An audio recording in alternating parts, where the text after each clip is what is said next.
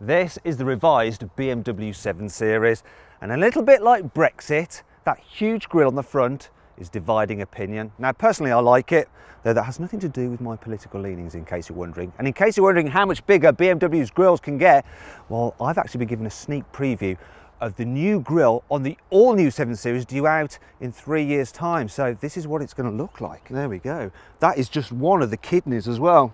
It's going to be fantastic, isn't it? Look at that. Now, this new 7 Series, it starts from £70,000, but you can save an average of over £13,000 on through carwow. Now, if you click on the pop-out banner up there or follow the link below the video, you can go to carwow to make sure you're paying a fair price for your new car. Okay, let's start this review by talking about the new 7 Series design. So it's slightly revised here at the back. You've got this light bar, which does look kind of cool. There are sort of fakeish exhaust pipes. It's the surround that's fake. It's absolutely massive, but in there, look, yeah, there's a real pipe, so that's fine, I guess. Now down the side, this is the long wheelbase version, so it's very, very, very, very, very, very long. They have updated this. It used to look like a hockey stick, this thing, because they had more angle on that bit there, but they've made it vertical because they got fed up of people taking the mickey out of it. Now at the front, redesigned bumpers. It looks really cool, this kind of swishy effect. This one's got lots of chrome on it as well, and of course the big old grille. And the actual bonnet is now higher than before. If you're wondering why they've done this grille, it's because the Chinese like big, bold grilles, and every car manufacturer wants to be selling lots of vehicles in China because that is where the money is. The interior of this revised 7 Series is pretty much the same as before, but that's not too bad. It's not the most exciting looking design compared to an S-Class, but it is super, super high quality. I think it's better quality than the Mercedes, actually. Everything you touch is absolutely blooming lovely. You can't find any cheap bits of plastic, not anywhere. No. Great. I also like the controls for the heater. They're touch sensitive, and these ones here where you just slide them to alter the temperature as well. Really, really lovely. Now, I especially like this wood effect trim here. Don't normally like wood in cars, but this is good. It is a £500 option, but it does include some extra shiny bits about the place. Also, this car has a lovely Alcantara headlining, which is about £1,000. It's quite a lot. Thankfully, you do get BMW's new comfort seats as standard. So these are the ones that you get in the X7, and now they're here in the 7 Series. Also, another new thing in this car is the infotainment system. You get BMW's latest version of iDrive, and that brings me onto this car's spec. So let's enter geek mode. Geek mode. All 7 Series get a widescreen infotainment system with a digital driver's display, and of course there's built-in satellite navigation.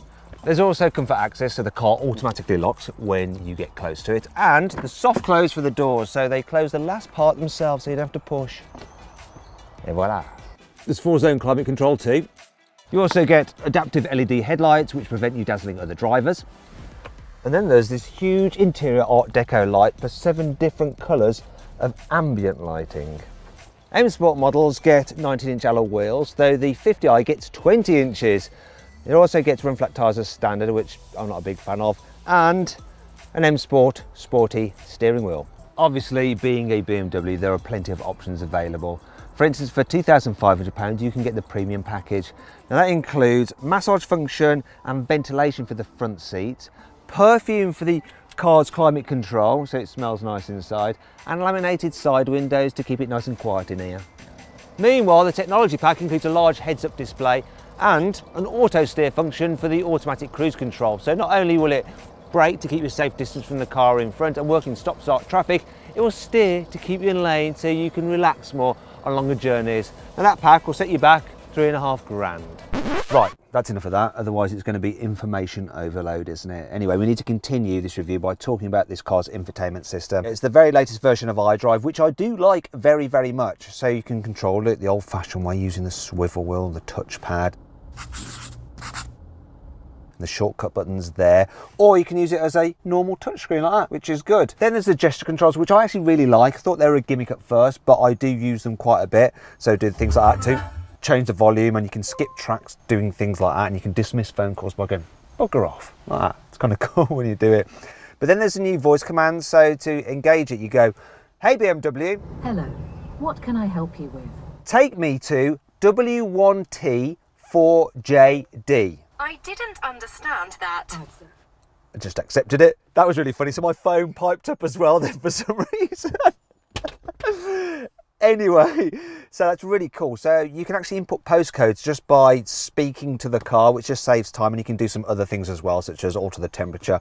It's a pretty decent system, though still it's not as good as like Google Assistant, which just chimes in randomly. So the infotainment system itself is pretty slick. The menus are clearly laid out, and you can customize the home screen as well for the different widgets that you want to see on there. The navigation is quite easy to use, and the mapping is nice and bright, and there's not too much lag on the screen really. Still not as fast as the very latest smartphones. One thing that does bother me about it is that sometimes you know a route better than the car, and it constantly tries to take you back on the route it wants you to go on. And after about 5 minutes of battling with it, it goes, oh yeah, actually you are right, it's going to be quicker going your way, and it's just makes one punch it a little bit. And then there's a digital driver's display. Now I do prefer it than the old analog dials because it can show different things such as the satellite navigation directions between the rev counter and the speedo. It's just a little bit dark. Also, the information it can show isn't as detailed or as customizable as you can get on Audi's A8. In fact, if you want to see my full in-depth video review of the Audi A8, just click up there on the pop-out banner in the top right-hand corner of the screen, or on the link below the video. Now, in terms of practicality, can't fault this car though. Driving position's lovely. You get an electrically operated steering column, and the seats, lots of adjustment in them as well. The roof's high enough here in the front. In terms of other areas of practicality, you've got some storage under heat. What's this? Look. Why did someone lift that in this car? It's what a load of junk. There's a USB-C input there, which is a bit annoying because most people have the normal USB attachment and then the C to go into their phone, so you have to have the C to C. Anyway, enough of that. There's also decent sized door bins. I like this. This feels nice and expensive, the way you open that up there, and you've got cup holders, and they're not so deep that you get into a problem with the smaller ones where it starts like lifting the lid off the coffee cup. And this car has wireless charging for your mobile phone, which I absolutely love, though there is a normal USB connection there as well if you don't have it. Other areas of storage, so there's room for a small bottle. Ow.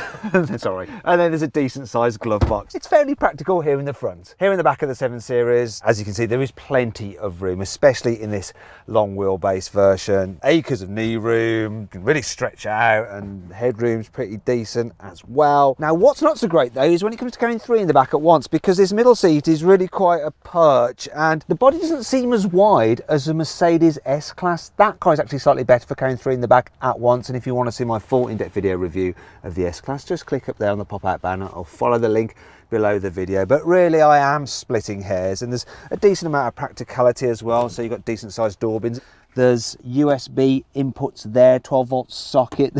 See, even look, this one's got a CD player here and some HDMI input and some more USB-C inputs there. So once again, they're all USB-C, so you're gonna have to buy some new cables. It even has a rear ashtray, which kind of sums up the type of people who will be sat back here. Think over 60, rich, cigar smoking. That's smoking a cigar, by the way. Didn't mean anything else by it. Right, now they will be especially comfy if they upgrade to the rear comfort seat package, which is £6,000. And what that includes are huge TV screens for both rear passengers, and you can control the iDrive system through this if you want to, so it's just the same as the system in the front. And then there's this, you can pull this down, you get some storage under there, and there's also some cup holders down here. That's not the interesting bit though. The interesting bit is that you have reclining, massage, heated and cooled rear seats, which is lovely. The rear comfort seats also include these lovely pillows for your headrests. Oh, they're super comfy. And then there's this little tablet here. Now you can control various functions with this tablet. For instance, I can operate the navigation system. I can move the touchscreen on this to move the map around, which seems absolutely pointless when I can just reach and do it myself. Why don't they just give you full iDrive? They don't though. Still, you can do things like control the massage seats. So I'm going to go for a massage and have the upper body exercise. As with all car seat massages, it's a bit lame. And I can also control the sun protection here as well. So yeah, let's put all the blinds up. There we go, just shut them up, then no one can see in. And I can just sit back and relax. Although I'm going to be slightly bothered by this fat look. You can get through loading, which is handy. You might want it if you want to carry skis or something like that in your car. But for some reason, that is a £100 option. I mean, come on, BMW. This particular car, actually, if I look here, oh, a really good opportunity for me to show you the airplane style seat back folders.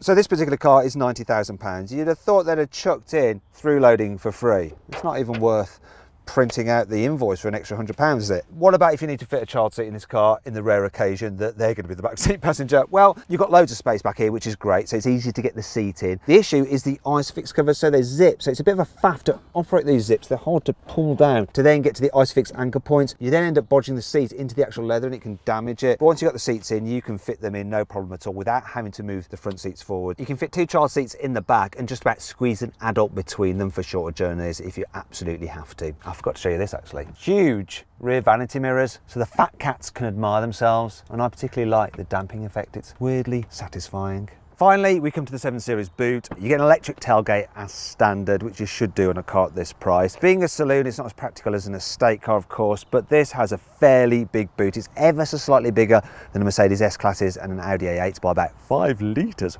Wow. Thing is though, the 7 Series does have the widest opening of the 3, so it's a bit easier to load items in and out, and the load lip isn't too big, and it's metallic to help protect your paintwork. There's not too many features in here, so just a couple of tethering hooks, another one down in here. There's a little storage area for the car's manual there. You don't really need that because all the information is on the infotainment system anyway. There is no underfloor storage though, which is a bit of an arse, but you're probably wondering how much stuff you can fit in this car's boot. Well, there's room for 2 large suitcases, 2 small suitcases, and 2 or 3 soft bags. You'll be able to fit a set of golf clubs in there, no problem at all. In fact, you'll be able to fit about 4 sets in there. You can also fit a pushchair in there, and there is room for a bike, but you will have to remove both wheels. Reason being, you can't fold down the rear seats in this car at all, which is a bit annoying, and that brings me on to 5 other annoying things about the BMW 7 Series. You can unlock the car if you've got an Android phone, but it doesn't work with an Apple phone. Yet while you get Apple CarPlay for the car's infotainment system, it doesn't have Android Auto. So BMW sort of want you to have 2 phones.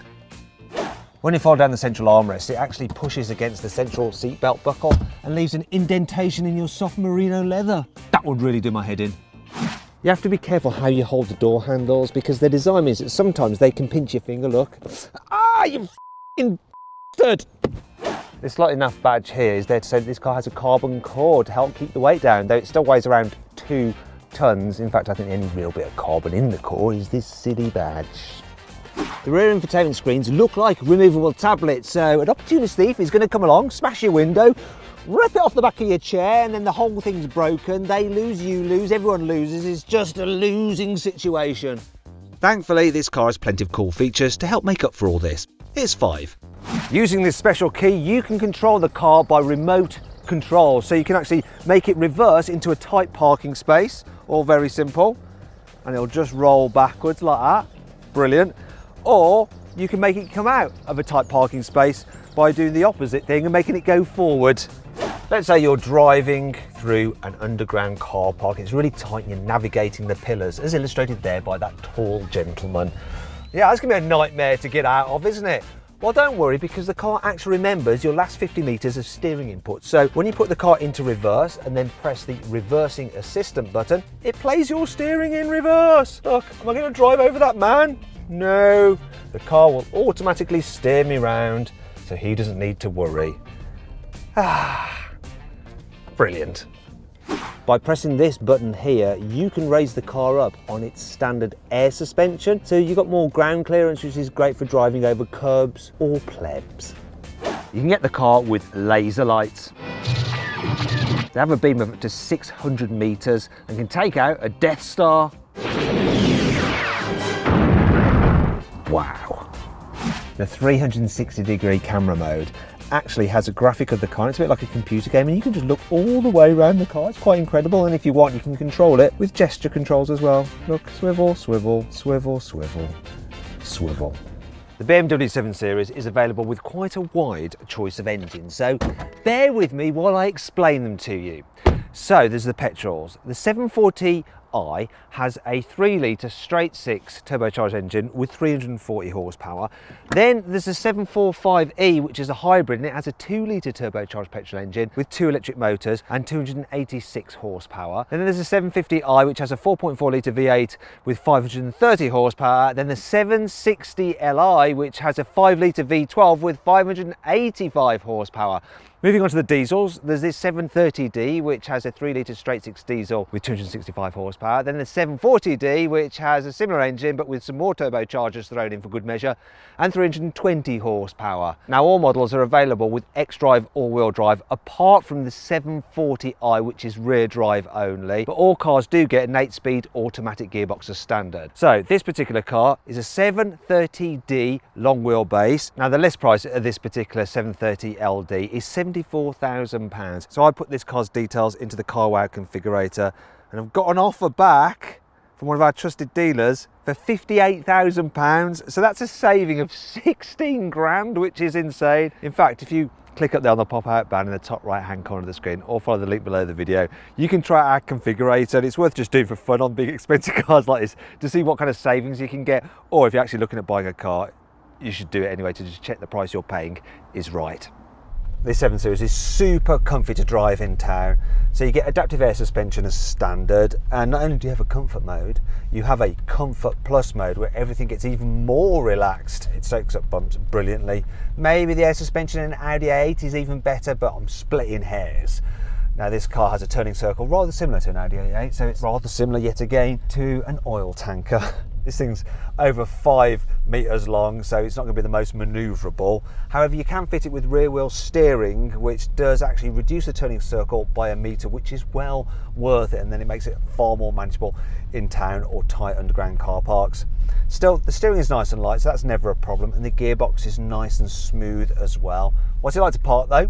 Well, there's a space there. I'm going to see if I can fit in it, but I'm going to have to go all the way up here to turn round because I can't do it in this space. So just bear with me, caller.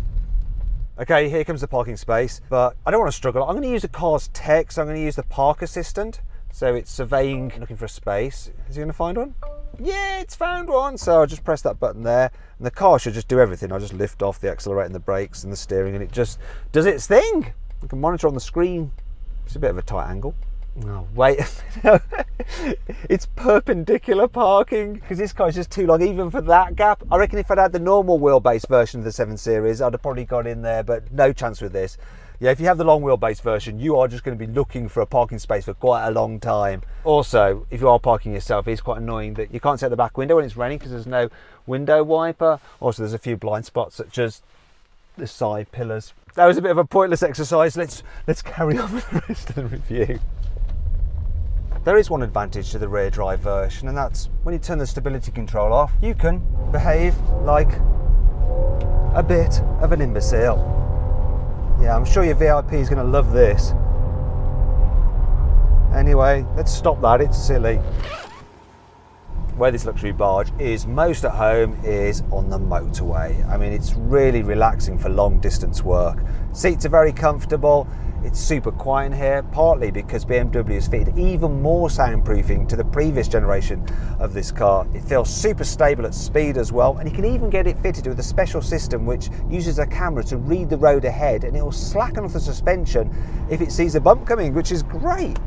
Then there's the engine. You do not need any more than the 30D diesel in this car. It's absolutely fine. So doing 50, put my foot down, gearbox response instantly, and that's in comfort mode, and there's 70. No fuss whatsoever. Engine and gearbox working together in perfect harmony. As for the economy, well, this thing's doing 38 miles per gallon almost. Can't really complain about that for such a big car. Finally then, is a twisty road. So let's see if the 7 Series is, as BMW claims, still the ultimate driving machine. Now I'm going to put it into sports mode, put the gearbox into manual, and try to have some fun. So, no, it's big everything, and the steering's kind of, the car's not doing anything. Do you know what? I've never bothered changing gears myself on this car, it's pointless. Best to just waft around. And you know what, on a day like today when it's wet, I suggest getting the X-Drive version because you've got more grip. It just makes the car feel a touch more secure.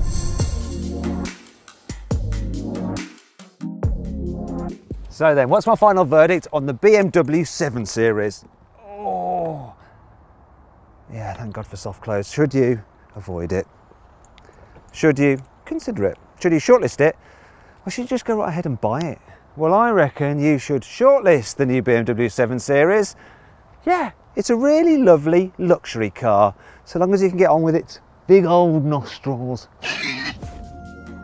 Do you agree with my verdict? Let me know in the comments section. Also, please subscribe to this channel for more videos, and if you click on the deals box to the right, you can see how much you can save on a new car at CarWow. Or click on the video windows below to watch another of my videos.